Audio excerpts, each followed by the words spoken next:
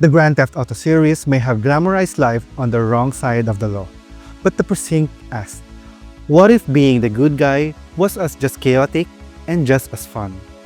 Developed by Fallen Tree Games, the Precinct drops you into a rain-slick, neon-streaked streets of 1980s Verno City. It's a top-down sandbox cop simulator that channels the energy of old-school GTA, adds a dash of driver, and filters it all through the lens of retro cop shows.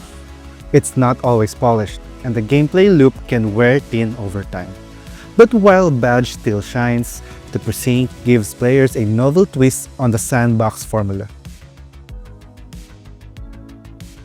Set in a fictional 1980s city drowning in crime and corruption, the Precinct puts you in the shoes of a young rookie officer patrolling crime-ridden streets of Brno. Angry lieutenants shouting in police stations. And yes, even a guy named Kowalski. But unlike modern, witty takes on policing, this one's filtered through pure 80s cop show nostalgia. It's an idealized portrayal. More chips than The Wire. There's no complex moral system or socio-political edge. You're here to chase bad guys, cuff criminals, and keep the peace. Sort of. The narrative is light, often corny, and the voice acting leans into depth. But it never overstays its welcome.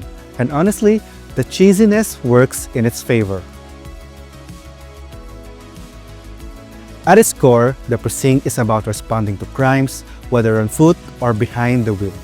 You patrol the streets, respond to calls, and chase down crooks using a mixture of tactical procedure and arcade-style chaos.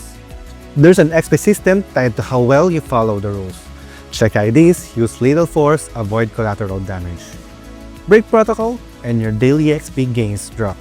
But if you're more interested in action than paperwork, you can skip the finer details and still keep things moving. It's a clever balance. Most arrests follow a predictable structure: ID, search, cuff. But there's enough variety in early missions to keep things engaging for the first several hours. Here's where the Precinct genuinely excels: car chases. Whether you're slamming handbrake turns through intersections or crashing through fences in a pursuit, the driving mechanics are surprisingly solid. The cars have a weight to them, and the isometric camera gives them a toy-like charm without feeling gimmicky. These sequences feel like a throwback to Driver more than GTA. And that's not a bad thing. Pursuits are intense, destructive, and genuinely satisfying. Plus, the game gives you access to riot vans, helicopters, and roadblocks, adding some tactical depth to your vehicular justice. The game nails its aesthetic. Verno City is a grimy, rain-soaked dystopia straight out of an 80s crime movie. Neon signs reflect off wet pavement. Sirens pierce the night. The isometric art style adds personality without losing clarity, and the design of the city feels alive, even if it's constantly exploding. Technically, it's mostly stable. There are some junky moments, getting flung by glitches, running into invisible walls, or being punished for reacting logically in chaotic moments. But nothing game-breaking. It's the kind of jank that feels more charmingly rough than unfinished.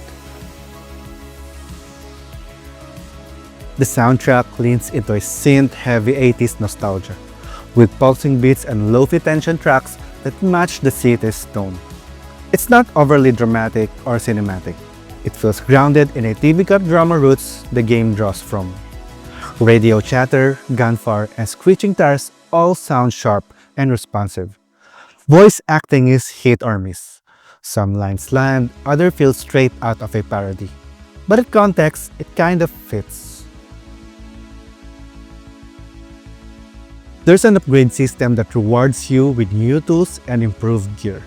More armor, more ammo, better takedown options. It's nothing revolutionary, but it does add a layer of progression that gives some motivation to stick to your beat. And if you want to go deep, you can micromanage arrests, plug charges, and escort suspect to the station manually for bonus XP.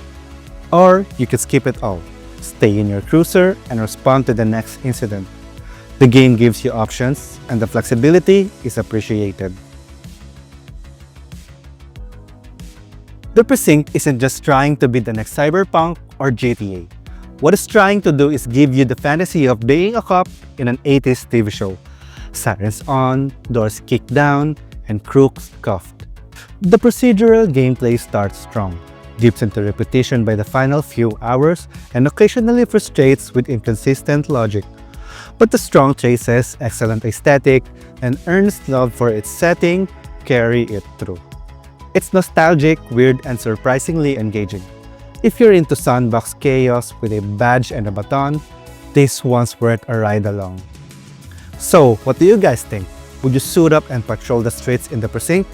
Drop your thoughts in the comments. We'd love to hear about them, and as always, don't forget to like, subscribe, hit that bell icon, and also visit our website gaming.yugatech.com for my gaming stuff, news, and reviews.